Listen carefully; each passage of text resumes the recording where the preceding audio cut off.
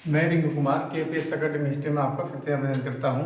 मैं फिर से मोहम्मद बिन तुगलक के विद्रोह, मोहम्मद बिन तुगलक के शासनकाल में कहाँ कहाँ पर विद्रोह हुए थे, इसको वीडियो लेकर आया हूँ मैं। जो इस प्रकार, इससे पहले जो मैंने मोहम्मद बिन तुगलक की योजनाएं, ठीक है, योजनाएं बताई थी। योजना में आपका कराचिल विजय योजना, राजधानी परिवर्तन योजना और आपका कराचिल विजय अभियान योजना, राजधानी परिवर्तन योजना, साकेत मुद्रा की योजना, तो ये आपकी बताई थी। जो पीछे वाली जो वीडियो बनाई है मैंने, जो मोहम्मद बिन तुगलक की योजना थी, जिसमें योजना में राजधानी परिवर्तन योजना, साकेत मुद्रा का प्रचलन और खरासन विजय योजना और कराचिल विजय योजना और आपका दुआ में कर वृद्धि एवं कृषि सुधार योजना। अब जो वीडियो लेकर आया हूँ मैं मोहम्मद बिन तुगलक के विद्रोह, ठीक है, मोहम्मद तुगलक के विद्रोह और विद्रोह के साथ साथ में इसके मुद्रा व्यवस्था, एक छोटा सा टॉपिक है मुद्रा व्यवस्था और आपका विदेश संबंध, ये इसी में ही कंप्लीट हो जाएगा। और इस प्रकार है मोहम्मद बिन तुगलक के विद्रोह में एक बात और कि दिल्ली सल्तनत काल में सर्वाधिक जो विद्रोह हुए थे वो मोहम्मद बिन तुगलक के काल में हुए थे, जिनमें से कुल जो विद्रोह हुए थे 34 विद्रोह हुए थे, जिनमें से 27 विद्रोह केवल दक्षिणी, ठीक है, तो 27 विद्रोह केवल दक्षिणी भारत में हुए थे। एक बात और कि जो मोस्ट विद्रोह हैं जो अक्सर जगह पूछे जाते हैं, उनको मैं आपको बता दूंगा और बताऊंगा इस वीडियो में। लेकिन एक बात और है कि ये दिल्ली सल्तनत काल में सर्वाधिक विद्रोह हुए थे किसके शासनकाल में? मोहम्मद बिन तुगलक के शासनकाल में। कितने हुए थे? 34 विद्रोह, जिसमें से 27 विद्रोह दक्षिण भारत में हुए थे। 34 में से 27 विद्रोह कहाँ पर? दक्षिण भारत में। अब आता है कि सर्वप्रथम जो विद्रोह हुआ था 1325 से 1326 ईस्वी में, ठीक है, 1325 से 1326 ईस्वी में सागर कर्नाटक के जमींदार बहाउद्दीन गुरसाब, ठीक है, के द्वारा विद्रोह हुआ था और सुल्तान ने विद्रोह को दबाने के लिए मलिक अहमद अयाज को भेजा था, जो ये सफल भी हुआ था। और दूसरा विद्रोह 1326-27 ईस्वी में सुल्तान का सूबेदार था जिसका नाम था बैराम आइबा और खुसरो खां, इसने विद्रोह किया था 1326-27 में। और इस विद्रोह को दबाने के लिए स्वयं मोहम्मद बिन तुगलक गया था और ये विद्रोह दब गया था, जिससे कि खुसरो खां मारा गया था इस अभियान में। और तो उसके बाद में क्या हुआ, खुसरो खां मारा गया था इस अभियान में, तो ये विद्रोह भी सफल नहीं हो पाया, ये विद्रोह भी दबा दिया गया। उसके बाद में 1336 में हरिहर बुक्का ने विद्रोह किया था, हरिहर और बुक्का ने विद्रोह किया था। तो ये विद्रोह जो किया था तुंगभद्रा नदी के दक्षिणी में, ठीक है, एक तुंगभद्रा नदी के दक्षिणी में स्वतंत्र हिंदू राज्य विजयनगर की स्थापना करी थी। 1336 ईस्वी में हरिहर बुक्का ने विद्रोह किया था। तो जो विद्रोह किया था, तो विद्रोह ये तुंगभद्रा के दक्षिणी में तुंगभद्रा है, उसमें एक स्वतंत्र हिंदू राज्य की स्थापना की थी। किसने? हरिहर और बुक्का ने। किसने? विजयनगर की स्थापना। उसके बाद में 1341 ईस्वी में हाजी इलियास नामक सरदार था जो बंगाल में विद्रोह हुआ था, उस विद्रोह में विद्रोह करा था और इसने अपनी स्वतंत्र सत्ता स्थापित की थी और स्वयं शमसुद्दीन इलियास शाह की उपाधि धारण की थी।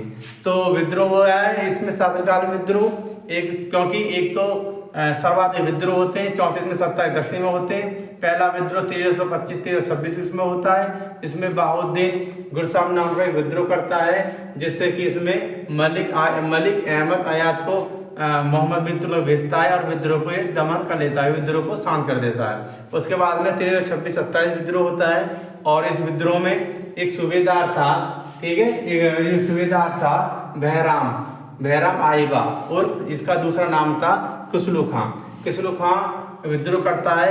कहाँ पर? इसका सूबेदार था, सूबेदार भी था 1327 में, 1326-27 में एक सुल्तान का सूबेदार था। किसका? मोहम्मद बिन तुगलक का। सूबेदार कौन था? खुसरो खां, ठीक है। विद्रोह का दमन करने के लिए स्वयं मोहम्मद बिन तुगलक जाता है और इसका दमन भी कर देता है और इस युद्ध में ये खुसरो खां मारा जाता है। उसके बाद में फिर विद्रोह होता है 1336 ईस्वी में हरिहर बुक्का, ठीक है, हरिहर बुक्का के विद्रोह में, और ये विद्रोह होता है तो भद्रा के दक्षिणी राज्य में स्वतंत्र हिंदू राज्य की विजयनगर की स्थापना करते हैं कौन, हरिहर बुक्का। इसके शासनकाल में भी विद्रोह होता है मोहम्मद बिन तुगलक के में। उसके बाद में 1341 में हाजी इलियास नामक बंगाल में विद्रोह करता है, और बंगाल में विद्रोह करने के बाद में वो अपनी स्वतंत्र सत्ता स्थापित कर लेता है, और ये गद्दी पर बैठता है। किसके नाम से, शमसुद्दीन इलियास शाही की उपाधि भी धारण करता है। ये स्वयं शमसुद्दीन इलियास शाही की उपाधि धारण करता है कौन, हाजी इलियास नामक ये एक सरदार था। जिस प्रकार देखें मोहम्मद बिन तुगलक के विद्रोह, ठीक है, दिल्ली सल्तनत के इतिहास में सर्वाधिक विद्रोह सुल्तान मोहम्मद बिन तुगलक के शासनकाल में हुए हैं, ठीक है, शासनकाल में हुए, ठीक। इसके समय कुल 34 विद्रोह, कितने, 34 विद्रोह हुए, जिनमें से 27 विद्रोह दक्षिणी भारत, कहाँ पर 27 विद्रोह कितने हुए, 34 विद्रोह हुए थे। सर्वाधिक विद्रोह मोहम्मद बिन तुगलक काल के में होते हैं, जो दिल्ली सल्तनत का ये सर्वाधिक विद्रोह इसके शासनकाल में हुए थे मोहम्मद बिन तुगलक में। कितने हुए थे, 34 विद्रोह, और 34 विद्रोह में से 27 विद्रोह दक्षिण भारत में हुए थे।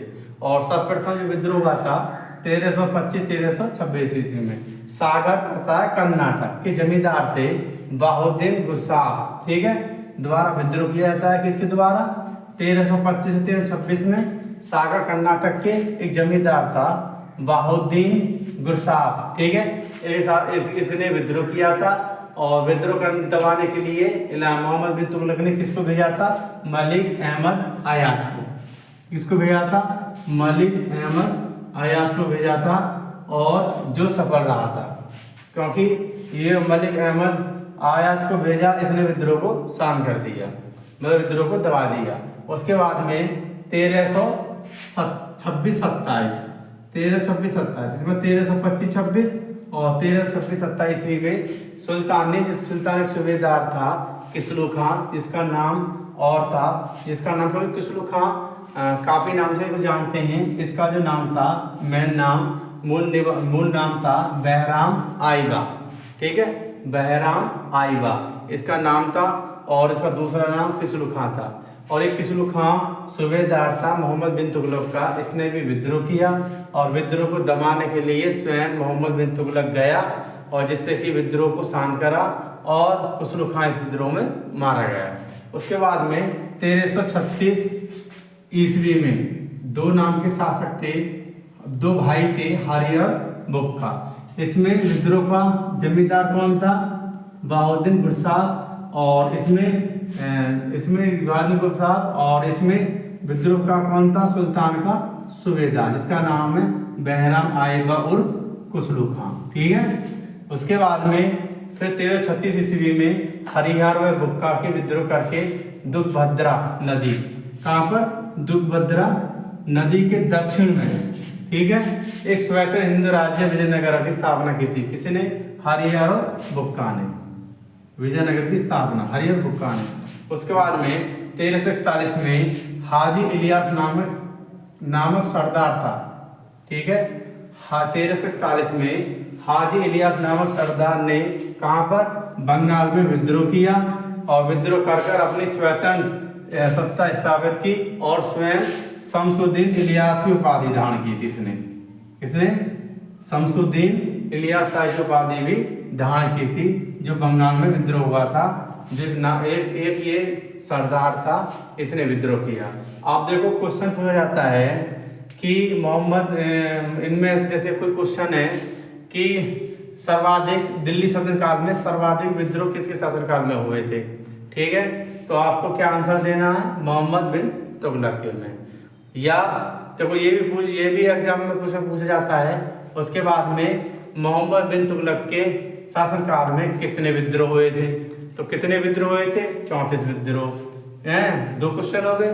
तीसरा क्वेश्चन कि मोहम्मद बिन तुगलक ने 34 विद्रोह शासनकाल में 34 विद्रोह हुए थे, तो सबसे ज्यादा विद्रोह किस क्षेत्र में हुआ था, तो किस क्षेत्र में हुआ था, दक्षिण भारत में। कितने, 27 विद्रोह, ठीक। उसके बाद में सर्वप्रथम विद्रोह कौन सा हुआ था, कौन सन में, 1325-26 ईस्वी में, ठीक। और इस विद्रोह का नेतृत्व कौन कर रहा था, एक सागर कर्नाटक एक गुरसावी जमींदार था, कौन, बहाउद्दीन गुरसाव, ठीक है, बहाउद्दीन गुरसाव जमींदार था, इसने विद्रोह किया था, ठीक। यहाँ क्वेश्चन बनता है इस विद्रोह को दबाने के लिए मोहम्मद बिन तुगलक ने किसको भेजा था, मलिक अहमद अयाज को भेजा था, ठीक। यही क्वेश्चन होता है, किसको भेजा, मलिक अहमद अयाज को भेजा, जिसने विद्रोह को शांत किया और विद्रोह भी समाप्त कर दिया था, उसने विद्रोह को दमन कर दिया था। उसके बाद में 1326-27 ईस्वी में सुल्तान ने सूबेदार किसको, बहराम आइबा और खुसरू खां ने विद्रोह किया और इसको विद्रोह को स्वयं मोहम्मद बिन तुगलक ने दमन किया, जिससे कि खुसरू खां इसमें मारा गया। यहाँ से क्वेश्चन पूछ जाता है। फिर हरियार या बुक्का ने किसकी स्थापना की थी, तो दक्षिणी राज्य है, दक्षिणी विजयनगर कब करी थी, 1336 ईस्वी में। संस्थापक कौन है इसके, हरिहर बुक्का, और हरिहर बुक्का एक भाई थे, इसने दक्षिणी में श्वेत हिंदू राज्य की स्थापना, विजयनगर की स्थापना की थी, किन्होंने, हरिहर बुक्का ने, कौन सन में, 1336 ईस्वी में। यहाँ से क्वेश्चन पूछ जाता है।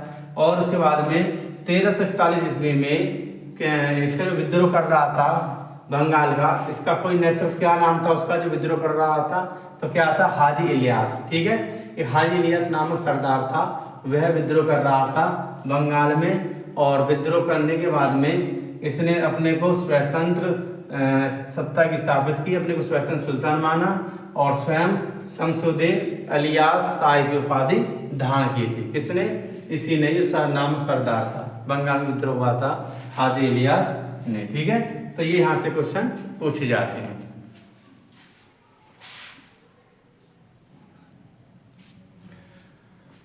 चौथा विद्रोह हुआ था, जो मेन विद्रोह 1347 ईस्वी में, ठीक है। और 1347 ईस्वी में जो विद्रोह किया था आपका हसन गंगू नाम का एक सरदार था, ठीक है।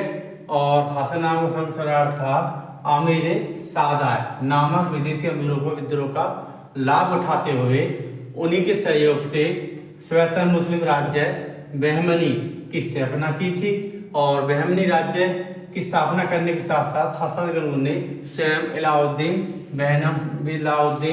बहमन शाह की उपाधि धारण की थी। जब मोहम्मद बिन तुगलक ने विद्रोह हुआ था, कब, 1347 में, तो 1347 में हसन गंगू नाम का एक सरदार था मोहम्मद बिन तुगलक के शासनकाल में ही, इस सेना में। तो ये क्या करता है, एक अमीर सादा होता था, एक पद होता था विदेशी पद, तो विदेशी पद होता था, ये कौन सा, अमीर सादा नामक ये विदेशी अमीरों के विद्रोह का लाभ उठाते, क्योंकि जो अमीर सादा था ये एक विदेशी पद था, इसको विदेशी लोग आते हैं उसके बाद में देखभाल करना, तो उन्हीं लोगों ने विद्रोह कर दिया था। और उसका फायदा उठाते हुए किसने, हसन गंगू नाम के सरदार ने, ठीक है, एक स्वतंत्र मुस्लिम नाम का एक राज्य बहमनी की स्थापना की, ठीक है। और बहमनी राज्य की स्थापना करने के साथ साथ ही हसन गंगू ने स्वयं इलाउद्दीन बहमन शाह की उपाधि धारण की थी। अब आता है 5, तो क्या मतलब 5, उससे पहले क्या था कि बस मध्य एशिया से आए विदेशी अमीरों को सुल्तान मोहम्मद बिन तुगलक द्वारा दक्षिण में विभिन्न पदों पर नियुक्त किया गया था। क्योंकि जो मोहम्मद बिन तुगलक ने जो दक्षिण से जो विदेशी से जो व्यापारी आ रहे थे या विदेशी से अमीर लोग आ रहे थे, उन लोगों के लिए दक्षिण भारत में मोहम्मद बिन तुगलक ने अलग अलग पद पर नियुक्त किया था। इन्हीं विदेशी अमीरों को अमीर सादा कहा जाता है, ठीक है। एक क्वेश्चन हो जाता है, ये बात अलग है, मैं बाद में बताऊंगा। अमीर सादा अपना सत्ताधारी अमीर कहा गया और इनके विद्रोह का दमन भी मोहम्मद बिन तुगलक ने किया था। और नंबर 5, 1350 से 1351 ईस्वी में एक तागिया तरगी ने गुजरात पर विद्रोह किया था। कहाँ पर, गुजरात पर। और इस विद्रोह को दबाने के लिए स्वयं मोहम्मद बिन तुगलक ने विद्रोह का दमन करने के लिए स्वयं वहां पर गए। जब इसको तागिया तरगी को, जो गुजरात विद्रोह कर रहा था, जो नेतृत्व कर रहा था विद्रोहियों का, तो इसको जब पता पड़ा कि सुल्तान आने वाला है, तो इसने क्या करा कि वहां से भागकर सिंध के क्षेत्र की तरफ चला गया। कौन, तरगी, ये गुजरात में विद्रोह कर रहा था और इसका पीछा करते हुए मोहम्मद बिन तुगलक भी इसके साथ चला गया, क्योंकि जब गुजरात में विद्रोह हुआ था तरगी ने 1350-51 में। अब जब इसको पता पड़ा कि मोहम्मद बिन तुगलक स्वयं इसका अभियान नेतृत्व कर रहा है, जैसे कि डर के मारे सिंध की तरफ चला गया और सुल्तान ने भी सिंध की तरफ चाल लगा, क्योंकि इसका पीछा करते हुए। जब पीछा करते हुए सुल्तान गया तो उस टाइम पे क्या था कि सुल्तान बीमार हो गया और बीमारी के कारण पीछा करते हुए बीमारी के कारण सुल्तान मोहम्मद बिन तुगलक की मृत्यु 20 मार्च 1351 में हुई। किसका पीछा करते हुए? तारगी का पीछा करते हुए। जब इसकी मौत हुई और मौत के बाद में कहाँ पर हुई थी? थट्टा के निकट, ठीक है, एक स्थान है थट्टा के निकट। 20 मार्च 1351 में मोहम्मद बिन तुगलक की मृत्यु हो गई। अब वार्नी के विवरण के अनुसार किसने बोला है कि वार्नी के विवरण के आधार पर बदायूं ने सुल्तान की मृत्यु पर लिखा था कि किसने? वार्नी के विवरण के अनुसार बदायूं ने क्या लिखा है सुल्तान की मृत्यु पर कि सुल्तान को अपनी प्रजा से, किसको? सुल्तान को अपनी प्रजा से तथा प्रजा को अपने सुल्तान से मुक्ति मिल गई है। किसने लिखा था? ये लिखा था किसके विवरण के माध्यम से? वार्नी के विवरण के अनुसार बदायूं ने ये लिखा था किसके बारे में? मोहम्मद बिन तुगलक के बारे में। अब देखो इस प्रकार 1347 ईस्वी में हसन गंगू नामक सरदार ने अमीर सादा, इस नाम का हसन नामक, ठीक है, हसन गंगू एक नामक सरदार था, अमीर सादा। इस अमीर सादा बोलते हैं विदेश, ठीक है, विदेश। अमीर सादा का मतलब था विदेशी, ठीक है, विदेशी था ये, विदेशी ये विदेशी था। पर जो अमीर सादा को बोला जाता था, तो अमेरिका विद्रोह का लाभ उठाते हुए उनके सहयोग से स्वतंत्र मुस्लिम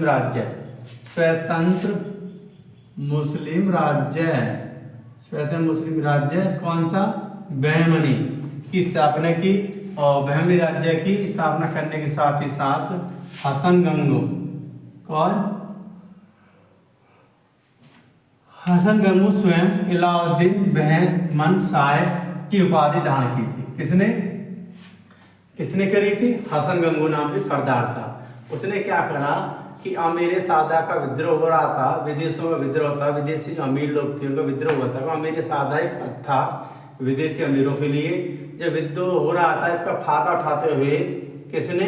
हसन गंगू ने एक स्वतंत्र मुस्लिम राज्य की स्थापना करी, बहमी राज्य की स्थापना। और बहमी राज्य की स्थापना करने के साथ ही हसन गंगू ने स्वयं अलाउद्दीन बहमन शाह की उपाधि धारण की थी। अब आता है, अब क्या था कि वस्तुतः मध्य एशिया से आए विदेशी, क्या है ये अमीर सादा का परिभाषा है कि मध्य एशिया से आए विदेशी अमीरों को सुल्तान मोहम्मद बिन तुगलक द्वारा दक्षिण में विभिन्न पद पर नियुक्त किया था। क्योंकि जो मध्य एशिया से आए विदेशी थे, अमीरों, ठीक है, जो अमीरों को सुल्तान ने, मतलब मोहम्मद बिन तुगलक ने उनको अच्छे पद दिए, विभिन्न पद दिए। कहाँ पर? दक्षिणी में। और इन्हीं विदेशी अमीरों को क्या बोला जाता है? अमीर सादा। इन्हीं अमीर विदेशियों क्या होता है? अमीर सादा का नाम अपना सत्ताधारी अमीर कहा गया। और इन्हीं विद्रोह का दमन भी मोहम्मद बिन तुगलक ने स्वयं किया था और ये दमन भी मोहम्मद तुगलक ने दबा दिया था। अब आता है 1350-51 ईस्वी में। 1350-51 में गुजरात में विद्रोह हुआ था। उस गुजरात विद्रोह हुआ था और विद्रोह का नेतृत्व कर रहा था तरगी नाम का, ठीक है, सरदार। तो इसमें भी मोहम्मद बिन तुगलक ने विद्रोह का दमन करने के हेतु प्रस्थान किया और यह खबर पाकर तरगी सिंध की ओर भागा था। इसका पीछा करते हुए सुल्तान मोहम्मद बिन तुगलक बीमार हुआ और थट्टा के निकट 20 मार्च 1351 में, कब? थट्टा के निकट 20 मार्च 1351 में मोहम्मद की मृत्यु हो गई। और मृत्यु होने के बाद में ये विद्रोह भी, इसका भी विद्रोह का दमन कर दिया। अब क्या है कि वार्नी के विवरण के आधार पर बदायूं क्या कहता है कि सुल्तान को अपनी प्रजा को अपने सुल्तान से मुक्ति मिल गई है, ठीक है।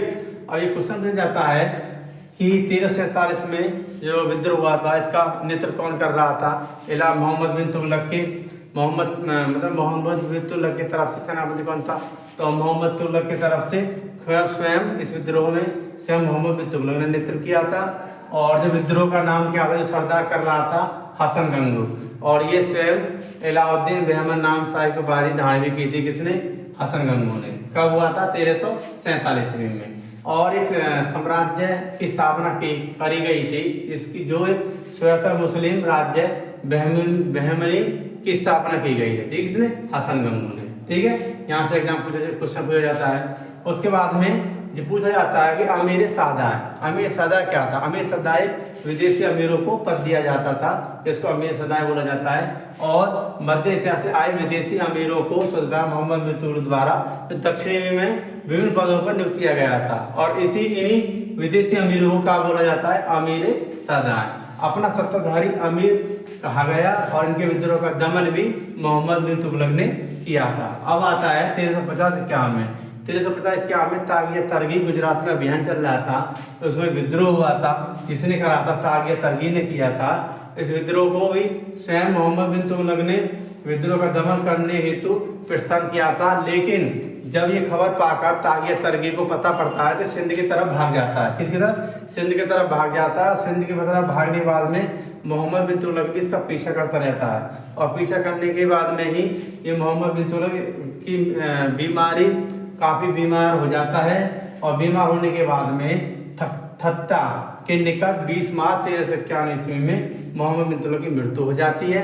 उसके बाद में वर्णी के विवरण के अनुसार बदायूं ने क्या बोला है कि वर्णी के विवरण के आधार पर बदायूं ने सुल्तान की मृत्यु पर लिखा है कि सुल्तान को प्रजा से, प्रजा को सुल्तान से मुक्ति मिल गई है। किसने कहा था? ये वर्णी ने, बदायूं ने कहा था। वर्णी के विवरण में मिलता है, ठीक है, किसी विवरण? वर्णी के विवरण में मिलता है। अब मुद्रा व्यवस्था, इसकी मुद्रा व्यवस्था पहले भी थी मुद्रा व्यवस्था, जो इसकी सांकेतिक, ठीक है, सांकेतिक मुद्रा का प्रचलन हुआ था 1329 और 30 में। तो सांकेतिक मुद्रा का जो प्रचलन हुआ था, तो ये जो मुद्रा थी सांकेतिक मुद्रा 1329 और 30 में, ये क्या थी कि चांदी की कमी होने के कारण, क्योंकि जब चांदी की कमी हो गई तो उसने क्या करा, और राजकोष में आय को बढ़ावा देने के लिए, राजकोष में इकट्ठा करने के लिए, अर्थव्यवस्था को मजबूत करने के लिए मोहम्मद बिन तुगलक ने, जब चांदी की कमी हो गई, कारण और था चांदी का ही एक ऐसा कारण था। और चांदी सा जो टंका था वो विनिमय था, जो लेन देन में उसके द्वारा ही लेन देन होता था। जब राजकोष में कमी हो गई, चांदी कमी हो गई, तो इसने क्या करा कि चांदी का जितना वजन था उसी के बराबर एक हीन धातु कौन सी? कांसे और पीतल, ठीक है, कांसे और पीतल की एक साथ मिलाकर चांदी का सिक्का जितना वजन था, जैसे चांदी के सिक्के में 1 किलो वजन है, सिंपल एग्जाम्पल बताता हूँ। चांदी के में 1, जैसे चांदी 100 ग्राम, तो इसने एक हीन धातु,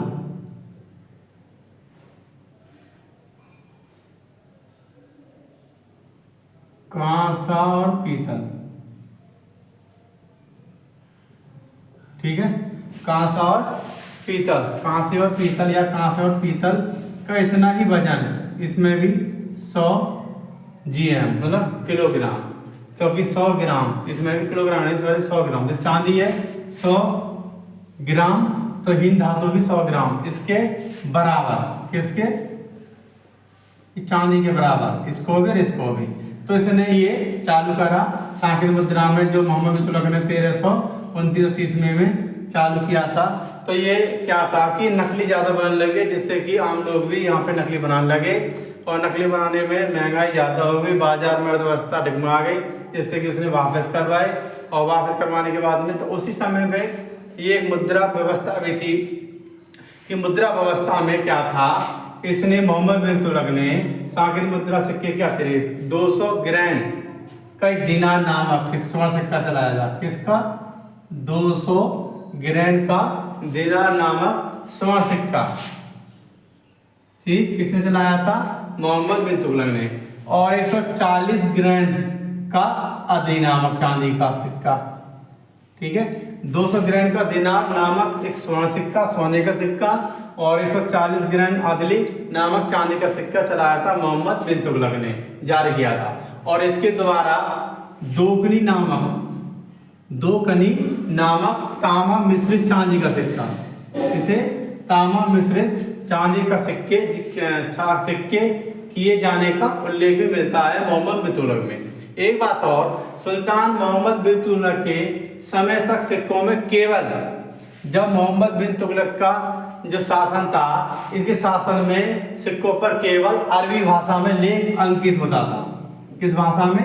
अरबी भाषा में लेख अंकित किया जाते रहे और उससे जाते रहे। और पहली बार क्या हुआ कि पहली बार सुल्तान मोहम्मद बिन तुगलक ने सांके जो सिक्के चलाए थे, सांके जो मुद्रा चलाए थे, किसने? मोहम्मद बिन तुगलक ने, उस पर पहली बार फारसी लेख अंकित करा गए। क्योंकि जो पहले थे ये लेख मोहम्मद बिन तुगलक के शासनकाल में, उससे पहले जो लेख थे, स्वर्ण सिक्का हो या चांदी का सिक्का हो या किसी का भी सिक्का हो, तो इस पे अरबी भाषा पे उस पे लेख अंकित कराया जाता। और उसके बाद में क्या कि मोहम्मद बिन तुगलक के शासनकाल में ही पहली बार ऐसा, मोहम्मद तुगलक शासनकाल में ही पहली बार था जो सांकेत मुद्रा में फारसी लेख अंकित किए गए थे। ठीक है, किसकी? मुद्रा व्यवस्था में। आप एक बार देख लें, मुद्रा व्यवस्था। मोहम्मद बिन तुगलक ने सांकेत सिक्कों को अतिरिक्त 20 ग्रेन का दीनार नामक स्वर्ण सिक्के तथा 140 ग्रेन का अदली नामक चांदी का सिक्का जारी किया था। इसके द्वारा दोगरी नामक एक तांबा का मिश्रित सिक्का चांदी का के सिक्के किए जाने का भी उल्लेख मिलता है। सुल्तान मोहम्मद बिन तुगलक के समय तक सिक्कों में केवल अरबी भाषा में लेख अंकित, किस भाषा में? अरबी भाषा में लेख अंकित किए जाते थे और किए जाते रहे। और लेकिन पहली बार मोहम्मद बिन तुगलक ने सांकेत मुद्रा में सिक्कों पर फारसी में लेख अंकित करवाए थे। किसने? मोहम्मद बिन तुगलक। अब आता है इसमें विदेश से जो ये मोहम्मद बिन तुगलक के जो विदेश से क्या संबंध थे, अच्छे संबंध थे, बेकार संबंध थे, इसके बारे में। भाई एक बात और, जब कोई साम्राज्य होता था विदेशों में, पार पड़ोस के जो विदेश थे वहाँ से अच्छी मजबूत बनाई, जिससे अर्थव्यवस्था आना जाना लगा। और जिससे कि कई बार इसने यहाँ से अपने दरबार से कुछ लोग भेजे, उन्होंने लोग इधर भेजे, वो अलग बात है, मैं बताता हूँ उस बाद में। और विदेश संबंध क्या थे कि विदेश संबंध दृष्टि से सुल्तान मोहम्मद बिन तुगलक का शासनकाल विशेष महत्वपूर्ण है, क्योंकि इससे इसके जो संबंध थे बहुत अच्छे थे किन देश से? जैसे चीन से, मिस्र से, ईरान से, मध्य एशिया से के साथ इसकी। और एक बात और, इसके अच्छे सबसे ज़्यादा अच्छे संबंध थे वो चीन से थे, और चीन के साथ कूटनीतिक संबंध स्थापित किए थे, और चीन के साथ संबंध स्थापित किए थे, और चीन के ही साथ संबंध अपेक्षाकृत अधिक अच्छे थे। ठीक है, क्योंकि इसका जो संबंध था किससे? मध्य एशिया से, ईरान से, चीन से, मिस्र से, और इनमें देशों में इनका अच्छा संबंध था। किसका? मोहम्मद बिन तुगलक का। और सबसे अच्छी कूटनीति की जो राजनीति की थी और कूटनीति के जो विचार थे वो किस देश से थे? चीन देश से। अब मैं बताता हूँ यहाँ से क्वेश्चन किस पर बना, मुद्रा व्यवस्था ले लो कि मुद्रा व्यवस्था में सर्वप्रथम, ठीक है, मोहम्मद बिन तुगलक ने सांकेत मुद्रे चलाए थे, उसमें किस भाषा का प्रयोग किया?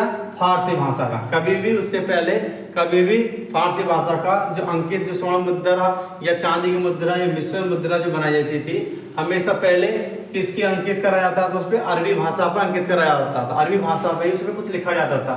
लेकिन मोहम्मद बिन तुगलक के शासनकाल में ही सांकेतिक जो सिक्के थे उस पर पहली बार फारसी में लेख अंकित किया गया। ठीक है, ये यहाँ से क्वेश्चन हो जाता है। दूसरा कि जो स्वर्ण सिक्के जारी किए थे मोहम्मद बिन तुगलक ने, वो कितने ग्रेन के थे? तो कितने ग्रेन के थे? 200 ग्रेन के दिनार थे नामक स्वर्ण सिक्के जारी किए थे। उसके बाद में पूछ रहा है कि अदली नामक चांदी का सिक्का कितने ग्रेन का था? तो कितने ग्रेन का था? 140 ग्रेन का। या दिनार नामक स्वर्ण सिक्का किसने चलाए थे? जो 200 ग्रेन का दिनार नामक स्वर्ण सिक्का किसने चलाया था? किसने? मोहम्मद बिन तुगलक ने। 140 ग्रेन का अदली नामक चांदी का सिक्का किसने चलाया था? मोहम्मद बिन तुगलक ने। ठीक है, और दोकनी नामक तांबे का मिश्रित सिक्का किसने चलाया था? मोहम्मद तुगलक ने। ठीक है, और जो दोकनी नामक सिक्का कैसा था? तांबा का मिश्रित था, जो चांदी का सिक्का होता था। ठीक है, ये क्वेश्चन हो जाते हैं। और विदेश से जो विदेश संबंध हैं किससे सबसे किन किन विदेशी संबंध थे? मध्य एशिया से, ईरान से, मिस्र से और चीन से। चीन से सबसे ज्यादा इसके अच्छे संबंध थे और अच्छे संबंध और भी बनाए और चीन के साथ साथ कूटनीति संबंध भी स्थापित किए थे। किसने? मोहम्मद बिन तुगलक ने। ठीक है।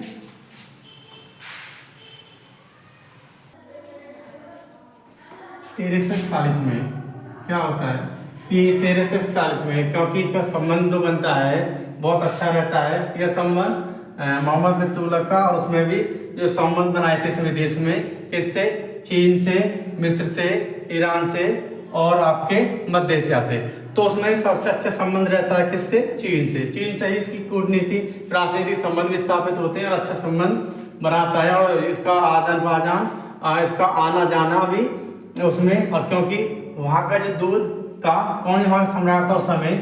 वहाँ का सम्राट था तोकन तैमूर।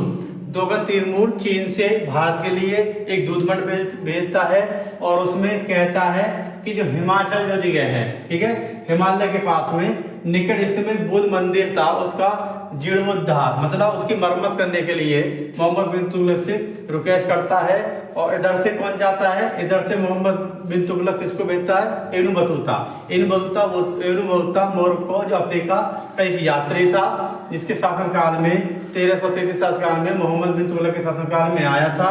और मोहम्मद बिन तुगलक शासनकाल में आने के बाद में भी उसने एक यात्री का विवरण दिया था, इसकी प्रसिद्ध इसका एक प्रसिद्ध लेख है रहला नाम में। एक यात्री विवरण के काफी प्रसिद्ध है रहला नाम के। इसका जो इब्न बतूता का ये रहला एक पुस्तक थी, इसमें यात्री विवरण का उसमें उल्लेख है। अब क्या होता है कि जब 1341 ईस्वी में चीन का सम्राट तोकन तैमूर ने अपना दूध मंडल भारत भेजकर हिमालय के निकट स्थित बौद्ध मंदिरों के जीर्णोद्धार की अनुमति मांगी थी, मतलब उसकी मरम्मत करने के लिए मांगी थी। हिमालय के निकट एक बौद्ध मंदिर थे, काफी वो क्षतिग्रस्त हो गए थे युद्ध के कारण, और कुछ वैसे तो उनकी मरम्मत करवाने के लिए अनुमति मांगी थी चीन के सम्राट ने। किससे? मोहम्मद बिन तुगलक ने। और इधर से फिर 1312 ईस्वी में इब्न बतूता को अपना दूध मंडल भेजकर चीन भेजता है कौन? मोहम्मद बिन तुगलक। और उसमें जवाब देता है कि जब तक हिमालय के निकटवर्ती क्षेत्र के लोग नियमानुसार जजिया कर नहीं अदा करेंगे, तब तक वहाँ के मंदिरों का जीर्णोद्धार संभव नहीं है। ये किसने बोला था? ये बोला था मोहम्मद बिन तुगलक ने। अब मोहम्मद बिन तुगलक किसको भेजता है? इब्न बतूता को भेजता है। उसके बाद में एक बात और कि इब्न बतूता के बारे में बताता हूँ कि इब्न बतूता मोरक्को अफ्रीका यात्री था। वह मोहम्मद बिन तुगलक के शासनकाल में 1333 ईस्वी में भारत आया था। ठीक है। और मोहम्मद बिन तुगलक ने उसे दिल्ली का काजी भी नियुक्त किया था। और नियुक्त करने के बाद में अंतिम समय में मोहम्मद बिन तुगलक और इब्न बतूता के संबंध अच्छे नहीं हो पाए, जिससे आपस में खटास था, आपस में मतभेद होने के कारण, और उसके साथ में अच्छा व्यवहार नहीं रहा, क्योंकि इन अंतिम दिनों में किनके? मोहम्मद बिन तुगलक अंतिम दिनों में इनमें विवाद हो गया था, जिससे कि ये अलग अलग हो गए थे। और अलग होने के बाद में बीच में संबंध खराब हो गए थे, इसलिए इब्न बतूता ने मोहम्मद बिन तुगलक की आलोचना की थी। और इसका एक प्रसिद्ध रहला नाम का एक यात्री विवरण लेख है जो काफी प्रसिद्ध है। किसका? इब्न बतूता का। ठीक है, इसका इब्न बतूता का। एक बार देख लें कि 1341 ईस्वी में चीन का सम्राट तोकन तैमूर ने अपना दूध मंडल भारत भेजकर हिमालय के निकट स्थित बौद्ध मंदिर के जीर्णोद्धार की अनुमति मांगी थी। ठीक है। इसके जवाब में मोहम्मद बिन तुगलक ने 1342 ईस्वी में, कितने में? 1342 ईस्वी में, और यहाँ पे 1341 ईस्वी में ये सम्राट, चीन का सम्राट है, ठीक है, इसका नाम है तोकन तैमूर। ये भेजता है मोहम्मद बिन तुगलक को दूध मंडल। उसके बाद में इसके जवाब में ये 1342 में भेजता है किसको? इब्न बतूता को। ठीक है।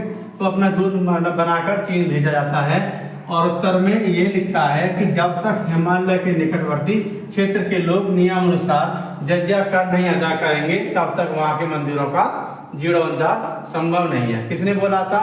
किसको? ये मोहम्मद तुगलक ने बोला था। किसको? जो सम्राट था तोकन तैमूर के लिए दरबार में। दरबार में कौन गया था? तोकन तैमूर दरबार में इब्न बतूता गया था। इब्न बतूता को 1342 ईस्वी में चीन भेजा था मोहम्मद बिन तुगलक ने। अब मोहम्मद बिन तुगलक की मोटी मोटी बातें कि इब्न बतूता मोरक्को अफ्रीका का यात्री था। वह मोहम्मद बिन तुगलक शासन काल में ही 1333 ईस्वी में भारत आया था और मोहम्मद बिन तुगलक ने इसे दिल्ली का काजी भी नियुक्त किया था। और अंतिम समय में मोहम्मद बिन तुगलक तथा इब्न बतूता के बीच संबंध खराब हो गए थे, इसलिए इब्न बतूता ने मोहम्मद बिन तुगलक की आलोचना की थी। और इसका एक पुस्तक है जो काफी फेमस है, यात्री विवरण के ऊपर है, वो रहला नाम की पुस्तक लिखी थी। किसने? इब्न बतूता ने। ठीक है, KPS एकेडमी हिस्ट्री चैनल को सब्सक्राइब करें, लाइक करें, बेल आइकन प्रेस करें, अपने दोस्तों को शेयर करें, जिससे अधिक से अधिक वीडियो सभी देखें, सभी को लाभ मिले। धन्यवाद।